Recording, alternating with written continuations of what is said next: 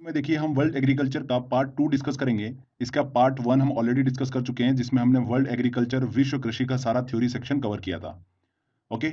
इसके देखिए पार्ट 2 में हम विश्व कृषि के सभी इंपॉर्टेंट क्वेश्चंस को सॉल्व करेंगे। लगभग मैंने 60 प्लस इंपॉर्टेंट क्वेश्चंस निकाले हैं जो लास्ट ईयर इस टॉपिक से एग्जाम में क्वेश्चन पूछे गए हैं और जो पूछे जा सकते हैं। वो सभी क्वेश्चंस हम इस पार्ट 2 में डिस्कस करेंगे। हम लेक्चर को शुरू करते हैं।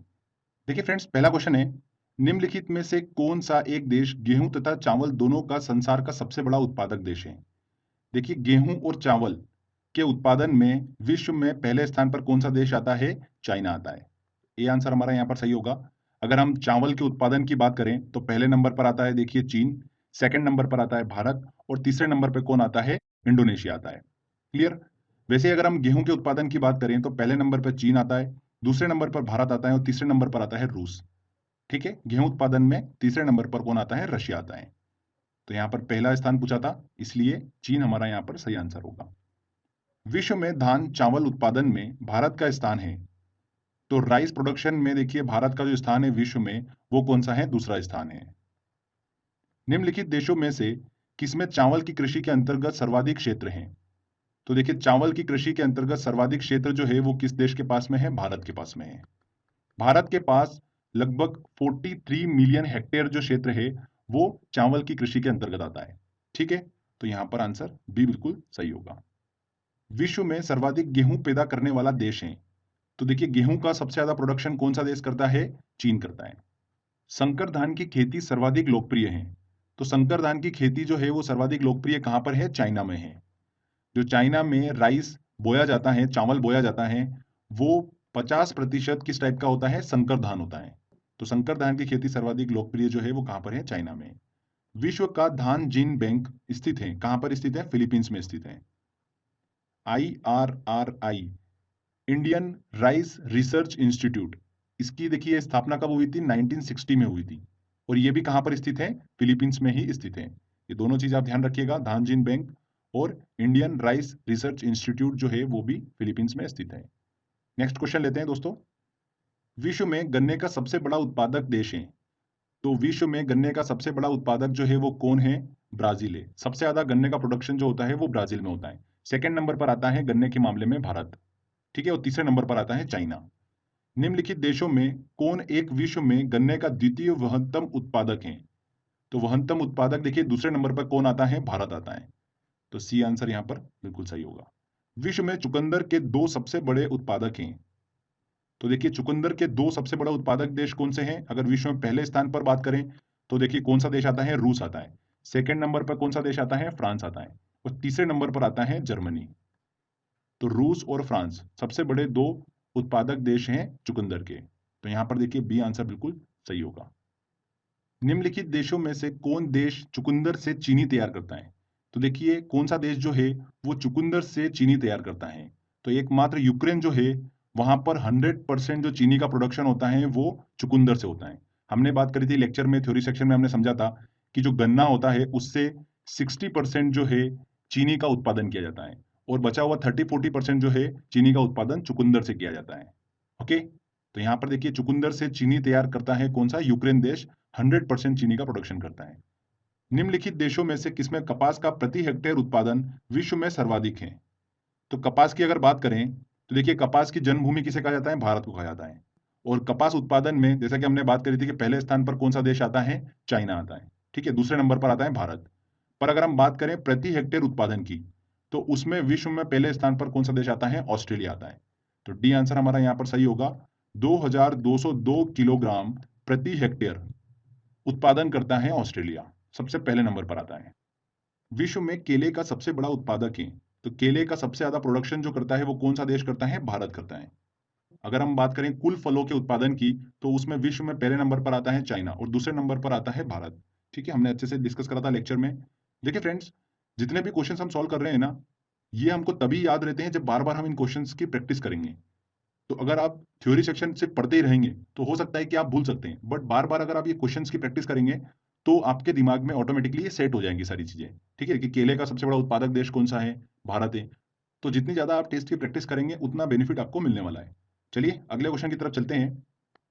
विश्व में नारियल का सबसे बड़ा उत्पादक देश है, तो नारियल का देखिए प्रोडक्शन सबसे ज्यादा कौन सा देश करता है? इंडोनेशिया करता है। अगर संतरे की बात करें तो कौन सा देश करता है? संतरे का सबसे ज्यादा प्रोडक्शन ब्राजील करता है। तो ये कुछ इंपॉर्टेंट चीजें हैं, ध्यान रखिएगा इन सबको। विश्व में फलोत्पादक के रूप में भारत का स्थान है। तो फलों के प्रोडक्शन में भारत का स्थान जो आता है विश्व में दूसरा स्थान आता है, पहले पे चाइना आता है। कौन सा देश तंबाकू उत्पादन में विश्व में प्रथम है? तो देखिए तंबाकू के उत्पादन में पहले स्थान पर आता है, देखिए कौन? चीन आता है। तो यहाँ पर ए आंसर बिल्कुल सही होगा। सेकंड नंबर पर आता है भारत, ठीक है, और तीसरे नंबर पे कौन आता है? ब्राजील आता है। तो तंबाकू उत्पादन में विश्व में पहले नंबर पर आता है चाइना। नेक्स्ट क्वेश्चन लेते हैं। निम्नलिखित देशों में कौन वर्तमान में अपने चीनी उत्पादक का सर्वाधिक प्रतिशत निर्यात करता है? तो जो चीनी का प्रोडक्शन करता है उसका सर्वाधिक भाग जो है वो निर्यात करता है। तो 82% भाग जो है निर्यात करता है थाईलैंड। चीनी उत्पादक का 82% भाग जो है वो निर्यात करता है थाईलैंड। B answer. विश्व में प्राकृतिक रबर का सबसे बड़ा उत्पादक देश है। प्राकृतिक रबर का सबसे बड़ा उत्पादक देश कौन सा है? थाईलैंड है। विश्व में प्राकृतिक रबर के दो सबसे बड़े उत्पादक देश हैं। कौन से हैं? देखिए थाईलैंड, इंडोनेशिया। पहले नंबर पर देखिए प्राकृतिक रबर के उत्पादन में आता है थाईलैंड, सेकंड नंबर पर आता है इंडोनेशिया, तीसरे नंबर पे कौन आता है? वियतनाम आता है। तो यहाँ पर डी आंसर बिल्कुल सही होगा। नेक्स्ट क्वेश्चन लेते हैं। सर्वाधिक रबर की खेती होती है, सबसे ज्यादा रबर की खेती जो होती है वो कहां पर होती है? इंडोनेशिया में होती है। देखिए ये क्वेश्चन 2010 एमपीपीएससी में पूछा गया था। 2010 की बात करें तो उस समय रबर की खेती जो होती थी सर्वाधिक कहां पर होती थी? भारत में होती थी। पर अगर आप वर्तमान कंडीशन की बात करें तो सबसे ज्यादा रबर की खेती इंडोनेशिया में होती है। भारत का स्थान देखिए 7वें नंबर पर आता है वर्तमान में। विश्व का लगभग 1/3 प्राकृतिक रबर का उत्पादन होता है, कहां पर होता है? थाईलैंड में होता है। श्रीलंका में कॉफी की कृषि किस रोग के कारण बंद कर दी गई है? तो श्रीलंका में देखिए कॉफी की जो कृषि है वो पूर्णतः बंद कर दी गई है। किस रोग के कारण? पर्णकीट लीफ जस्ट रोग के कारण। सी आंसर यहाँ पर बिल्कुल सही होगा। देखिए अगला क्वेश्चन। विश्व में कहवा मतलब कॉफी के दो सबसे ज्यादा उत्पादक देश हैं। तो देखिए विश्व के दो ऐसे देश जो सबसे ज्यादा कॉफी का प्रोडक्शन करते हैं, तो पहले नंबर पे कौन सा देश आता है? ब्राजील आता है। सेकंड नंबर पर आता है वियतनाम, और तीसरे नंबर पे कौन सा देश आता है? कोलंबिया। तो यहाँ पर दो पूछा है तो बी आंसर बिल्कुल सही होगा, ब्राजील और वियतनाम। विश्व में कुल कहवा उत्पादन के अनुसार शीर्षस्थ देश हैं, तो सबसे ज्यादा कहवा मतलब कॉफी का प्रोडक्शन कौन सा देश करता है? ब्राजील करता है। निम्नलिखित देशों में कौन सा विश्व का दूसरा सबसे बड़ा कॉफी निर्यातक देश है?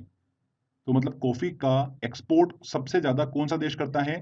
पहले नंबर पर है ब्राजील, दूसरे नंबर पर पूछा गया यहाँ पर क्वेश्चन में, तो वो कौन सा देश है? वियतनाम। ठीक है, प्रोडक्शन के दृष्टि से अगर देखें तो विश्व में पहले नंबर पर ब्राजील, सेकंड नंबर पर वियतनाम। अगर एक्सपोर्ट की अगर नजरिए से देखें तो भी विश्व में पहले नंबर पर ब्राजील और दूसरे नंबर पर आता है वियतनाम। ठीक है, ध्यान रखिएगा इस चीज को। चलिए अगला क्वेश्चन लेते हैं। रोबस्टा एक प्रकार की क्या है जो अफ्रीका में उत्पन्न होती है? तो देखिए रोबस्टा जो है कॉफी का एक टाइप है जो कि अफ्रीका और भारत में उत्पन्न होती है। तो यहाँ पर बी आंसर। सबसे अधिक चाय का निर्यात कौन सा देश करता है? तो देखिए सबसे अधिक चाय का प्रोडक्शन जो करता है वो चीन करता है। सेकंड नंबर पर आता है भारत और तीसरे नंबर पर आता है केनिया। पर अगर निर्यात की बात करें, एक्सपोर्ट की बात करें, तो सबसे ज्यादा एक्सपोर्ट करता है केनिया। तो यहाँ पर सी आंसर बिल्कुल सही होगा। यूएसए के निम्नलिखित राज्यों में से किसमें कॉफी का उत्पादन होता है? तो कहां पर होता है? हवाई शहर में। मैंने आपको बताया था यहाँ की कॉफी जो है वो काफी प्रसिद्ध है, जिसे कोना कॉफी के नाम से जाना जाता है। एक और चीज ध्यान रखिएगा, इंपॉर्टेंट बताता हूं आपको मैं। एक मोका कॉफी जो है वो बहुत ही ज्यादा फेमस है। ये कॉफी जो है कहां पर उगाई जाती है? यमन में उगाई जाती है। यमन में जो कॉफी उगाई जाती है उसका देखिए एक्सपोर्ट जो होता है, निर्यात जो होता है, वो मोका नामक बंदरगाह से होता है। इस वजह से इस कॉफी का नाम जो है मोका कॉफी रखा गया है। ठीक है, तो मोका कॉफी का संबंध है वो किस देश से है? ध्यान रखिएगा, यमन से। किस कृषि क्षेत्र में छोटे क्षेत्रों में अधिक मानव श्रम की आवश्यकता होती है? तो किस प्रकार की कृषि में सबसे अधिक मानव श्रम की आवश्यकता होती है? तो बागवानी कृषि में, बागवानी खेती में सबसे अधिक मानव श्रम की आवश्यकता होती है। तो यहाँ पर देखिए डी आंसर, व्यापारिक बागवानी। तुंग्या कृषि जहाँ की जाती है वह है, तो देखिए स्थानांतरित कृषि का नाम है तुंग्या कृषि। हमने ट्रिक के माध्यम से याद करा था, तो बस उसी तरीके से देखते हैं हम। म्यांमार ऑप्शन दे रखा है, तो यहाँ पर देखिए वर्ड छुपा हुआ है मार। तो स्टोरी क्या थी हमारी कि एक बंदा जो था वो स्थानांतरित कृषि करने गया था अलग अलग देश में, तो म्यांमार गया तो वहां पर उसको मार पड़ी। तो वो मार के कारण अच्छे से कृषि नहीं कर पाया, बार बार तंग हो रहा था वो। तो देखिए वर्ड यहाँ पर तंग छुपा हुआ है तुंगिया में, तो इजीली आप इसको पकड़ सकते हैं। तो ये आंसर बिल्कुल सही होगा। ठीक है, निम्न में से किस फसल में एजोला एनाबिना जैव उर्वरक का उपयोग किया जाता है? तो हमने डिस्कस करा था इसको। एजोला एनाबिना जो है एक प्रकार का जैविक खाद है जो कि धान की जब खेती की जाती है तो उसके प्रोडक्शन को 5 से 10% या 15% तक बढ़ाने के लिए एजोला एनाबिना जैविक खाद का उपयोग किया जाता है। तो यहाँ पर बी आंसर बिल्कुल सही होगा। निम्नलिखित में से किसे जैविक खाद के रूप में प्रयुक्त किया जाता है? तो किसे किया जाता है? एजोला एनाबिना को। नीलहरित शैवाल साइनोबैक्टीरिया निम्नलिखित में से किस एक फसल की पैदावार बढ़ाने के लिए जैव उर्वरक के रूप में प्रयोग में लाया जाता है? तो किस एक फसल की पैदावार को बढ़ाने के लिए, धान की फसल, चावल की फसल को बढ़ाने के लिए नीलहरित शैवाल साइनोबैक्टीरिया का उपयोग किया जाता है? ठीक है। निम्नलिखित में से कौन सा एक चाय में नहीं पाया जाता है? तो चाय में देखिए कुछ तत्वों की हमने बात करी थी कि इसके अंदर देखिए थीन, कैफीन, टैनिन, ये तत्व जो है वो पाए जाते हैं। मॉर्फिन जो है वो नहीं पाया जाता है चाय में। तो यहाँ पर डी आंसर। निम्नांकित किस देश समूह में मक्का मुख्य भोजन के रूप में प्रयोग में आता है? तो देखिए मक्के का सबसे ज्यादा प्रोडक्शन जो करता है वो कौन करता है? अमेरिका करता है, ठीक है। बट मक्के का मुख्य भोजन के रूप में जो प्रयोग किया जाता है वो कहां पर किया जाता है? मध्य अफ्रीका में किया जाता है। मध्य अफ्रीकी देशों में मक्के का मुख्य भोजन के रूप में प्रयोग किया जाता है। शहतूश जो विश्व का सबसे सुंदर, गर्म और हल्का ऊन माना जाता है वह कहां पर पैदा होता है? शहतूश जो गर्म ऊन है वो कहां पर पैदा होता है? चीन के तिब्बतीय क्षेत्र में, और इसे चिरू के बालों से प्राप्त किया जाता है। नेक्स्ट क्वेश्चन देखिए उसी से रिलेटेड है। शहतूश शॉल बनाई जाती है, किससे बनाई जाती है? चीरू के बालों से शहतूश शॉल बनाई जाती है। एपीकल्चर एक वैज्ञानिक विधि है जो उत्पादन से संबंधित है। एपीकल्चर हमने डिस्कस करा था, देखिए शहद के उत्पादन से संबंधित है। ये आंसर। विटिकल्चर किसे कहते हैं? विटिकल्चर जो है अंगूर के उत्पादन को विटिकल्चर कहा जाता है। अगला क्वेश्चन देखिए, काफी इंपॉर्टेंट क्वेश्चन है। निम्नलिखित में कौन सा सही सुमेलित नहीं है? फूलों की खेती को क्या कहा जाता है? फ्लोरिकल्चर, बिल्कुल सही। फलों की खेती को क्या कहा जाता है? पोमोलॉजी, ये भी बिल्कुल सही है। देखिए सब्जियों की खेती को क्या कहा जाता है? हॉर्टिकल्चर, ये गलत है। सब्जियों की खेती के लिए एक स्पेसिफिक नाम हमने डिस्कस करा था, ओलेरिकल्चर, ठीक है। हॉर्टिकल्चर की ब्रांचेस हैं, ओलेरिकल्चर, पोमोलॉजी, फ्लोरिकल्चर, ये सब हॉर्टिकल्चर की ब्रांचेस आती है, ठीक है, उसकी शाखाएं हैं। तो यहाँ पर सब्जियों की खेती के लिए एक स्पेसिफिक नाम है, तो हॉर्टिकल्चर यहाँ पर बिल्कुल गलत होगा, ओलेरिकल्चर होना था यहाँ पर। तो यहाँ पर सी कथन जो है वो सुमेलित नहीं है। विश्व में सर्वाधिक दुग्ध उत्पादक देश है, तो सर्वाधिक देखिए दूध का प्रोडक्शन जो है वो कौन करता है? भारत करता है।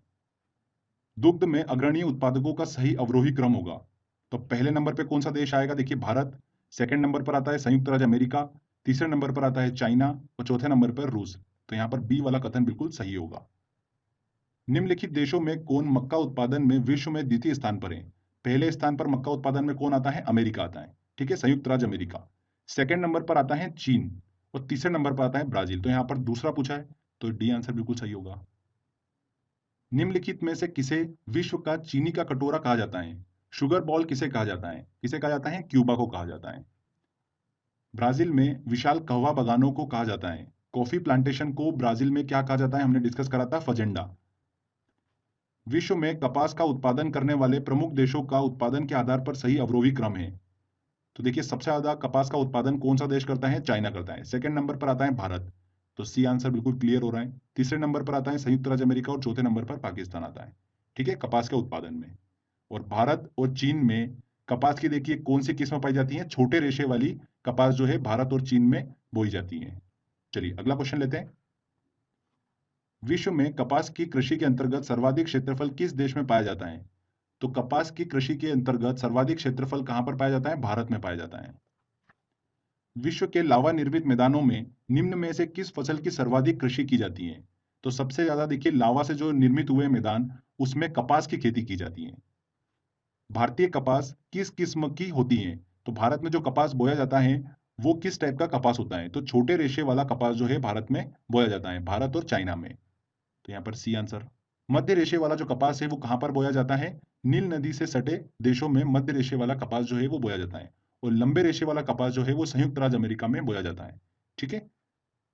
जूट उत्पादन देशों में सबसे अधिक प्रति हेक्टेयर जूट का उत्पादन किस देश में होता है? देखिए जूट के उत्पादन की बात करें तो सबसे ज्यादा जूट का प्रोडक्शन कौन सा देश करता है? भारत करता है। सेकंड नंबर पर आता है बांग्लादेश। अगर हम बात करें प्रति हेक्टेयर जूट का उत्पादन की, तो बांग्लादेश जो है वो पहले नंबर पर आता है, तो सी आंसर। विश्व का सर्वाधिक जूट उत्पादक क्षेत्र है, सबसे ज्यादा जूट का उत्पादन किस क्षेत्र में होता है? गंगा ब्रह्मपुत्र डेल्टाई क्षेत्र में सबसे ज्यादा जूट का उत्पादन किया जाता है, ओके। रबड़ के बागान मुख्यतः पाए जाते हैं। रबड़ के बागान जो है वो सबसे अधिक कहाँ पर पाए जाते हैं? भूमध्य रेखीय वन क्षेत्र में। ठीक है, भूमध्य रेखा के आसपास जो वन क्षेत्र हैं वहां पर रबड़ के बागान जो है वो देखने को मिलते हैं। तो डी आंसर। विश्व में सर्वाधिक आलू कहाँ पर पैदा होता है? तो आलू सबसे ज्यादा कहाँ पर देखिए प्रोडक्शन होता है आलू का? चाइना में होता है। अगर प्याज टमाटर की बात करें तो उसका भी सबसे ज्यादा प्रोडक्शन चाइना में ही होता है। अगर सेकंड नंबर पे देश की बात करें आलू प्याज और टमाटर के प्रोडक्शन में तो भारत का नंबर आता है। विश्व में ऊन का सर्वाधिक उत्पादन करने वाला देश है। तो ऊन का सर्वाधिक उत्पादन जो है वो कौन सा देश करता है? ऑस्ट्रेलिया करता है। निम्न में से कौन सी स्थानांतरित कृषि नहीं है? चेन्ना स्थानांतरित कृषि है, जूमिंग ये भी स्थानांतरित कृषि है, तमराई ये भी स्थानांतरित कृषि है, फेजेंडा ये स्थानांतरित कृषि नहीं है। ब्राजील में जहां पर बहुत अधिक कॉफी प्लांटेशन होता है उसे वहां पर फजेंडा या फेजेंडा कहा जाता है। ओके, तो डी आंसर यहाँ पर सही होगा, स्थानांतरित कृषि नहीं है। विश्व में हरित क्रांति के जनक हैं। तो देखिए भारतीय कृषि को जब हमने डिस्कस करा था उसमें हमने ये सभी क्वेश्चन को कवर कर चुके हैं हम। हरित क्रांति के जनक किसे कहा जाता है? नॉर्मन ई बोरलॉग को कहा जाता है। तो ए आंसर। निम्नलिखित का मिलान कीजिए। सूची 1 में देखिए फसल दे रखा है और सूची 2 में अग्रणी उत्पादक दे रखा है। तो चावल का देखिए यहाँ पर बात करें तो चाइना होगा, मक्के की बात करें तो संयुक्त राज्य अमेरिका, रबड़ की बात करें तो मलेशिया, गन्ने की बात करें तो ब्राजील। ठीक है, तो डी का क्या होगा? पहला, मतलब डी का पहला एक ही दिख रहा है हमको, ए वाला। ये आंसर बिल्कुल सही होगा। नेक्स्ट क्वेश्चन लेते हैं। वैश्विक खाद्यान्न उत्पादन में अधिकतम योगदान करने वाली 3 फसलें हैं। तो देखिए खाद्यान्न फसलों की बात करते हैं तो 3 प्रमुख फसल कौन कौन सी हैं? गेहूं, चावल और मक्का। डी आंसर हमारा यहाँ पर बिल्कुल सही होगा। कोकोआ के उत्पादन में कौन सा देश सबसे आगे है? कोकोआ के प्रोडक्शन में पहले नंबर पर देखिए आता है अफ्रीका का देश आइवरी कोस्ट, सेकंड नंबर पर घाना और तीसरे नंबर पर इंडोनेशिया आता है। तो सी आंसर। निम्नलिखित में कौन सा देश चाय का निर्यातक नहीं है, जो एक्सपोर्ट नहीं करता है चाय को? कीनिया करता है, भारत भी करता है, श्रीलंका भी करता है, यूएसए जो है वो इंपोर्ट करता है चाय को, एक्सपोर्ट नहीं करता है। तो बी आंसर यहाँ पर सही होगा। हेलोफाइट्स किस मिट्टी में वृद्धि करते हैं? हेलोफाइट्स जो प्लांट होते हैं, जो वनस्पतियां होती है, वो किस मिट्टी में वृद्धि करते हैं? क्षारीय नमकीन मृदा में, नमकीन मिट्टी में वृद्धि करते हैं। C answer. मरुस्थलीय क्षेत्र में उगने वाली वनस्पतियों को कहा जाता है? हमने ट्रिक से याद करी थी। मरुस्थलीय क्षेत्र में जो वनस्पतियां उगती है वो हमको देखिए बिल्कुल ना के बराबर दिखाई देती हैं, जीरो होती है वहां पर वनस्पतियां। ठीक है, कुछ ही इक्का दुक्का हमको देखने को मिलती है, ये हमारी ट्रिक थी। तो जीरो वनस्पति मतलब जीरो फाइट। C answer. जल के ऊपरी सतह पर उगने वाली वनस्पतियां या पौधे को कहा जाता है? तो जल के जो ऊपरी सतह पर वनस्पतियां पौधे उगते हैं उसे हाइड्रोफाइट कहा जाता है। और जो नमी वाली आर्द्रता वाली जगह पर वनस्पतियां पौधे उगते हैं उसे क्या कहा जाता है? हाइग्रोफाइट कहा जाता है।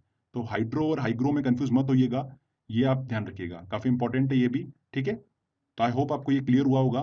काफी अच्छे क्वेश्चन है ये। तो फ्रेंड्स देखिए ये टेस्ट वाला सेक्शन हमारा यहाँ पर कंप्लीट होता है। पार्ट 1 और पार्ट 2 हमने अच्छे से डिस्कस कर लिए हैं पूरे। तो वर्ल्ड एग्रीकल्चर से आपका क्वेश्चन जो है 100% बिल्कुल सही होगा। तो बस ऐसे ही मेहनत करते रहिए। आई होप आपको ये वीडियो काफी पसंद आया होगा। अगर अच्छा लगा है तो प्लीज वीडियो को लाइक करिए, शेयर करिए और कमेंट करके जरूर बताइएगा कि वीडियो कैसा लगा। अगर आपने अभी तक चैनल को सब्सक्राइब नहीं करा है तो सब्सक्राइब भी कर लीजिए, क्योंकि इस तरीके की जब भी वीडियो मैं अपलोड करूंगा आपको उसका बेनिफिट मिलता रहेगा। तो फ्रेंड्स मिलते हैं अगले वीडियो में। जय हिंद, जय भारत।